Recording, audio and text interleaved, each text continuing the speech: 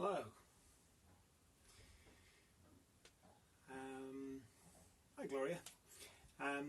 Okay, just making sure all my little multi-streaming things are online. Yes, they are. Good. Right. Hello again. How are you? Are you well? Are you good? Well, I hope you are.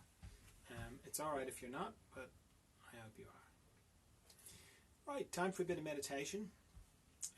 I meditate throughout the day. This is just the one I do on Instagram, Facebook and YouTube. So it's not a class, it's just a chance to meditate together. So if you're used to meditating, that's brilliant. If you could just hang on for a minute while I explain what I do, just for the benefit of people who are new to meditation.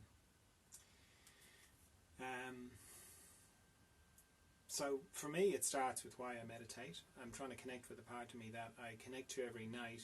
I just don't do it consciously. It's the bit when I go to sleep, after I'm finished dreaming, when I drop at the bottom of dreaming into deep, dreamless sleep, where I've got no body, I've got no thoughts, I've got no memory of being there, I've got no personality. I sort of cease to exist in the way that I normally register my existence.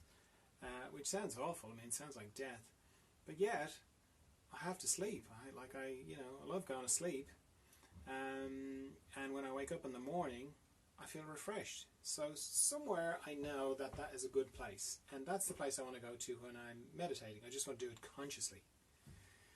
So because there's no thoughts, or there's this funny thing with my mind that it just can't seem to get to that place consciously. I have to get beyond my mind in some way. So what I do is I make a little arrangement with my mind where I say, hey, could you just stop thinking for the next 15 minutes, because I want to do some meditation. And my mind is usually quite enthusiastic about the idea. It's like, yeah, okay, we've been doing meditation for years, fine, I've read lots about meditation, I've got lots of ideas about meditation, I can talk about meditation, so yeah, let's do that, that's fine. So that's good. And then to stop thinking is not that difficult, because thoughts are made of pictures and sound. So if I turn off the pictures and I turn off the sound, then I'm not thinking. So that's good.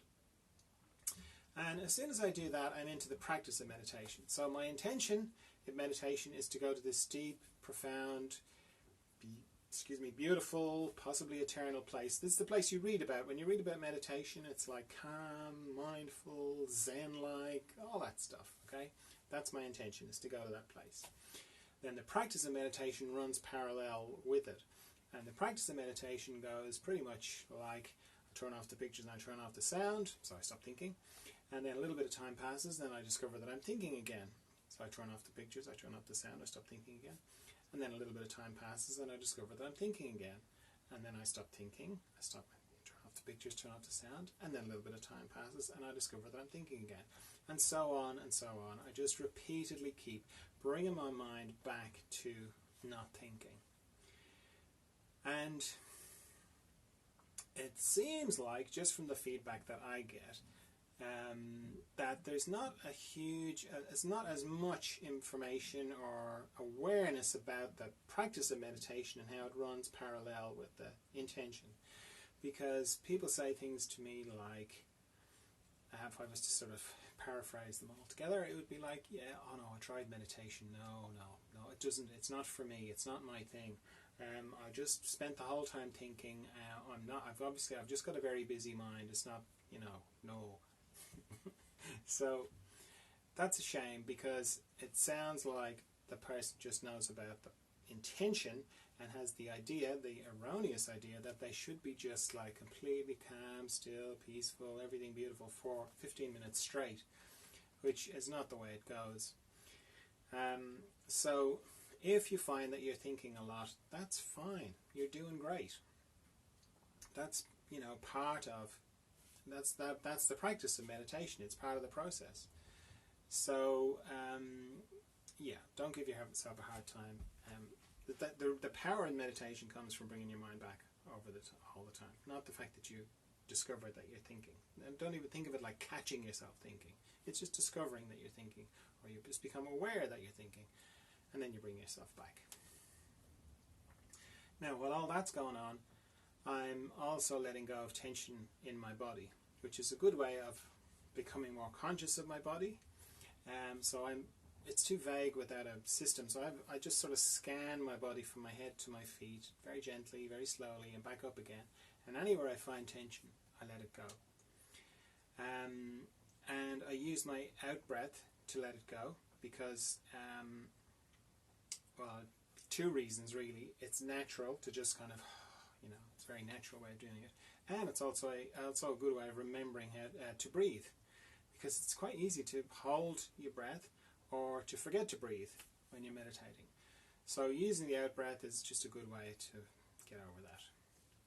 And as I'm scanning my body up and down, I'm paying particular attention to any structures in my body that go across my body, because mostly my body runs from my head down to my feet.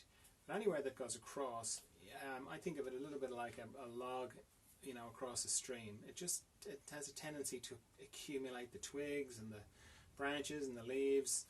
I mean, it's autumn here, so there's a lot of leaves at the moment. So in my body, that's the leaves and the twigs would be like tension. So I'm paying particular attention to my eyes, for example. A lot of tension can be in the eyes, my jaw, my tongue, the base of my neck, my shoulder girdle, all my joints, so my shoulder, my elbow, my wrist, my fingers, my heart area, my respiratory diaphragm, my intestines, my pelvic floor, my hips, my knees, my ankles, and my toes. If you're new to meditation, a quiet room is very helpful where you're not going to be disturbed, because one of the things that triggers thoughts is little noises, because as soon as you close your eyes, your ears, everything amplifies, so you can hear more than you would normally, or you become conscious of what you're hearing more. I encourage you to sit up when you're meditating. I wouldn't try and meditate lying down, because you'll fall asleep, understandably, because your body is, as soon as you lie, if you're new to meditation, you lie down, you close your eyes, your body is going to go, oh, okay, sleep time. So if you fall asleep, there's nothing wrong with falling asleep, but we're going to this place consciously, not unconsciously.